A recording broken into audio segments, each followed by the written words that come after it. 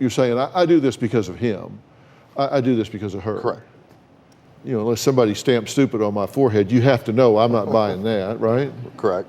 How much do you drink when you do drink? Anywhere from a half a gallon to a gallon over a 3-day period. Okay, so you just kind of sit on the couch. You don't go out, you don't drive. Correct. So you just sit there and drink yourself into a stupor? Correct. I'll drink, go to sleep, wake back up, and just keep repeating that cycle. And that's what you did when she was in the hospital, and once you knew that she was probably going to live, they could babysit her, you went home and said, this is a perfect time Correct. to drink. So she comes home upset, Correct. burns you with a cigarette. Correct. The real story of how he drinks is he will take like a 12-ounce glass and he will fill it with whiskey and he will chug it down. I don't chug the whole thing at one time. There's no way. I take shots at a time. He chugs and the then whole thing and down. I'll chase it with whatever, Pepsi, Dr. Pepper, whatever. I don't sit there and drink a whole big tall glass in one gulp. No. He absolutely does. No, and I then don't. he Absolutely will. not. And then he Absolutely. will. Nobody can.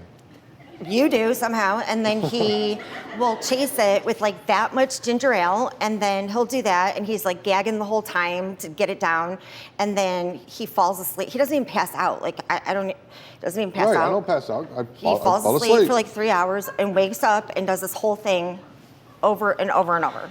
Tell me what the payoff is for whether you do it in one big chug, chug, chug, chug, chug, or you do it in 2 or 3. You're having to gag to get it down. What's the payoff? That I just get to relax and forget about things. That makes me forget about things. I don't have to join reality at that point. And how do you feel when you wake up? Absolutely terrible. I feel full of guilt and remorse. But you drink again if you've got the time. Correct. You don't have to get up and go to work or whatever. You'll do it again. You just keep going deeper and deeper. So the payoff is escape for you. Correct. Mm-hmm. And how does that affect your relationship with her, or do you care? I do care, but again, I don't. My job has never been in jeopardy. We haven't had to move state to state because of what I'm doing. Again, we've had to move state to state because of her. Yeah, we're talking about you, though. Right. but you're talking about her, but I'm talking about you. But none of that has ever affected us. It's never affected anything else. It seems to me like it's affecting you. Well, she just doesn't like it because she'll point it out to everybody feels else. Like you abandoned her in the hospital. She came home, burned you with a cigarette, so it is affecting something.